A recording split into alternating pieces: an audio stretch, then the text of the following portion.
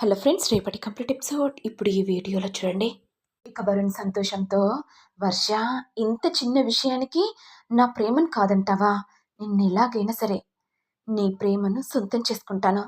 నిన్ను పెళ్లి చేసుకుంటాను. ఈ ఇంటికి కోడలుగా తీసుకొస్తాను. ఇక ముగ్గురు అక్క చెల్లెళ్ళు ఈ ఇంటికి కోడలుగా అవుతారు. ఆ ప్రేమను నువ్వు తప్పకుండా అంగీకరిస్తావు. నీ మనసులో ఎంత బాధ ఉందో ఇప్పుడు అర్థమైంది. మీ అక్కలు ఈ ఇంటికి కోడలయ్యారు కాబట్టి, ఇక నేను కూడా వరుణ్‌ని ప్రేమించి ఈ ఇంటికి కోడలుగా వస్తే, మా అక్క వాళ్ళు ఏమనుకుంటారో అని బాధపడుతున్నావని ఇప్పుడు అర్థమైంది. ఎవరు ఏమన్నా సరే నిన్ను వదిలిపెట్టను వర్ష. నిన్ను తప్పకుండా పెళ్లి చేసుకుంటాను అనుకుంటూ వరుణ్ సంతోషంతో ఇక వర్ష దగ్గరికి వెళ్ళి, వర్ష, నీ మనసులోని బాధేంటో నేను తెలుసుకున్నాను. చూడు వరుణ్, నా గురించి తెలిసి కూడా ఎందుకు ఇలా మాట్లాడుతున్నావు? దయచేసి నాకు దూరంగా ఉండు. నేను కూడా నిన్ను ప్రేమించాను. నీతో మాట్లాడాలని అనిపించేది. కానీ మా అక్కలను గుర్తు చేసుకొని నీకు నేను దూరంగా ఉన్నాను. నువ్వెంత ఇష్టమో చెప్పలేనంత ఇష్టం. అయ్యో వర్ష, ఇంత చిన్న విషయానికి నన్ను దూరం పెడతావా? నువ్వు గనుక నా ప్రేమను తిరస్కరిస్తే ఇక నేను పిచ్చోడినైపోతాను.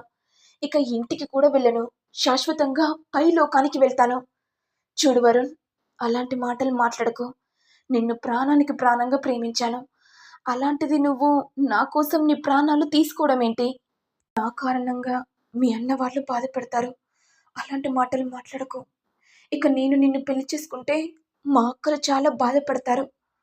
మా అన్నని చంపిన హంతకుడు మీ ఇంట్లోనే ఉన్నారు. అది తెలిసి కూడా ఇక నేను ఇంటికి ఎలా కోడలు కాగలను? చెప్పు వరుణ్, చెప్పు. వర్ష, మా తమ్ముడేదో తెలుసో తెలియకో తాగి ఇక మీ అన్నను యాక్సిడెంట్ చేశాడు. అది పొరపాటుగా జరిగింది. అయినా మా చిరు తప్పు ఏం లేదు కదా. అయినా మా చిరు చేసిన తప్పుకు నేను నీకు క్షమాపణ చెప్తున్నాను. దయచేసి నా ప్రేమను కాదనుకో. ఇక వర్ష వెంటనే చెప్పబోతుండగా, అయినా నేను మా చిరు బావకు మాటిచ్చాను కదా, ఈ విషయం ఎవరికి చెప్పొద్దని. ఇప్పుడు గనుక వరుణ్‌కి అన్ని విషయాలు చెప్తే తప్పకుండా వాళ్ళ నాన్నకు చెప్తాడు.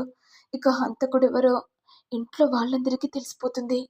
ఆ తర్వాత మా దుర్గక్క ఇక పుట్టింటికి వచ్చేస్తుంది. ఇక అర్జున్ బావకి దూరం అవుతుంది. మా అక్క పంతం ఏంటో నాకు బాగా తెలుసు. నా వల్ల కాపురం విడిపోతుంది. అలా జరగకుండా ఉండకూడదు అనుకుంటూ వర్ష బాధపడుతుంటే ఇక వరుణ్ వెంటనే, ఏమైంది వర్ష? ఏం ఆలోచిస్తున్నావు? నీ మనసులోని బాధ ఏంటో చెప్పు. నువ్వు ఏం చెప్పదలుచుకున్నావో నాకు బాగా తెలుసు. నువ్వు ఎన్ని చెప్పినా సరే నేను వినను. ఇప్పుడే ఈ క్షణమే గుళ్ళో నిన్ను పెళ్లి చేసుకుంటాను. పద వర్ష. ఏంటి వరుణ్, ఏం మాట్లాడుతున్నావు? నీకు చెప్పాను కదా నిన్ను పెళ్లి చేసుకున్నానని. దయచేసి నన్ను క్షమించు. చూడు వర్ష, నన్ను పెళ్లి చేసుకోలేదనుకో ఇప్పుడే చనిపోతాను. చెప్పు వర్ష. చూడు వరుణ్ బావా, అలాంటి మాటలు మాట్లాడకు. దయచేసి ఇక్కడి నుంచి వెళ్ళిపో. లేదు వర్ష, ఒక్క క్షణం కూడా, ఒక్క అడుగు కూడా ఇక్కడి నుంచి వెళ్ళలేను. దయచేసి నా మాట విను. నన్ను పెళ్లి చేసుకో. ఇక ఇంట్లో వాళ్లకు ఏ సమాధానం ఇవ్వాలనో నాకు బాగా తెలుసు. ఏమను కాదనుకో అని వరుణ్ అనేసరికి ఇక వర్ష ఏం చేయలేక మౌనంగా ఉండిపోవడంతో ఇక వరుణ్ సంతోషంతో వర్షని గుళ్ళకి తీసుకెళ్ళి ఇక పెళ్లి చేసుకొని ఇంటికి రాగానే దుర్గ చూసి ఇంట్లో వాళ్ళందరూ చూసి ఒక్కసారిగా షాక్ అవుతారు. ఏం జరుగుతుంది? వరుణ్, నువ్వు నా చెల్లెను పెళ్లి చేసుకోవడం ఏంటి? మీకు బుద్ధుందా? వర్ష, ఏం చేస్తున్నావే? ఇంటి పరిస్థితి కూడా తెలుసు. తెలిసి కూడా ఎందుకు ఇలా చేశావే? నువ్వు మంచిగా చదువుకొని ఒక పెద్ద ఉద్యోగం చేస్తావని పగటి కలలు కన్నానే. చివరికి ఈ వరుణ్ణి పెళ్లి చేసుకొని ఈ ఇంటికి కోడలుగా వచ్చావానే? అంటే అది అక్క అని అంటుండగా వరుణ్ వెంటనే, వదినా, వర్షను ఏమనకో. వర్షను ప్రేమించింది నేనే. గుడికి వెళ్ళి పెళ్లి చేసుకుంది కూడా నేనే. ఏదైనా అంటే నన్నే అను. వర్షను మాత్రం ఏమనకు. ఏంటి వరుణ్, ఏం మాట్లాడుతున్నావు? అది నా చెల్లి. తిట్టుకునే అర్హత నాకుంది. అయినా నా చెల్లిని పెళ్లి చేసుకునే అర్హత నీకెక్కడిది? ఇంట్లో వాళ్లకు ఒక్క విషయమైనా చెప్పొచ్చు కదా. మీ ఇద్దరి సొంత నిర్ణయాలు తీసుకొని గుళ్ళో పెళ్లి చేసుకొని వస్తే ఈ పెళ్లిని అంగీకరిస్తానని ఎవరనుకున్నారు? వర్ష, వెంటనే నీ తాళిబొట్టును తెంపేసేయ్. అసలు ఇది పెళ్ళే కాదు. ఏంటే? తాళిని తెంపమంటే మౌనంగా ఉన్నావేంటే? అసలు నీకు బుద్ధుందానే? మా నాన్నను చంపిన హంతకుడు ఈ ఇంట్లో ఉన్నాడే, తెలిసి కూడా పోయిపోయి మళ్ళీ ఈ ఇంటికి కోడలుగా వచ్చావానే? అసలు నీకు బుద్ధుందా? చెప్తున్నాను కదనే, తాళిబొట్టును తెంపేసేయ్ అని అంటుంటే ఇక అన్నపూర్ణ కోపంతో, ఏంది దుర్గా, ఏం మాట్లాడుతాండావ్? నా అబ్బోడు నీ సెల్లెని పెళ్లి చేసుకుని ఇంటికొచ్చాడు. ఇద్దరు ఒకరినొకరు ప్రేమించుకున్నారు కాబట్టి పెళ్లి చేసుకుని ఇంటికొచ్చారు కదా, దానికి నువ్వు తాళిబొట్టును తెంపమని ఎందుకంటున్నావు?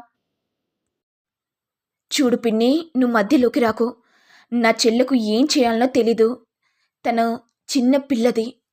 ఇక వర్ష ఏడుస్తూ, అక్కా, నా మెడలో పంచభూతాల సాక్షిగా వరుణ్ బావ నా మెడలో తాళి కట్టాడు. ఇక నేను తాళిని తెంపనక్క, నన్ను క్షమించు. ఏంటి? ఏం మాట్లాడుతున్నావే? తాళిని తెంపనంటావా? నువ్వు తెంపకపోతేంటే, నా చేతులతో నేను తెంపుతాను అనుకుంటూ దుర్గ వెంటనే ఇక తాళిబుట్టును తెంపబోతుండగా ఇంతలో విజయ అడ్డుగా వచ్చి, అక్క, అలాంటి పని మాత్రం చేయకు. చెల్లె వరుణ్ణి ఇష్టపడింది కాబట్టే, ఒకరినొకరు అర్థం చేసుకున్నారు కాబట్టే పెళ్లి చేసుకుని వచ్చారు. అలాంటి పని చేయకక్క అని అనేసరికి దుర్గ కోపంతో, ఏంటి? నువ్వేంటి? నువ్వు నాకు చెప్తున్నావేంటి? నా మాట వినకుండా ఆ తాగుపోతుని పెళ్లి చేసుకున్నావు. అది కాకుండా మా నన్ను యాక్సిడెంట్లో చంపాడు. ఒక హంతకుడిని పెళ్లి చేసుకున్నావు.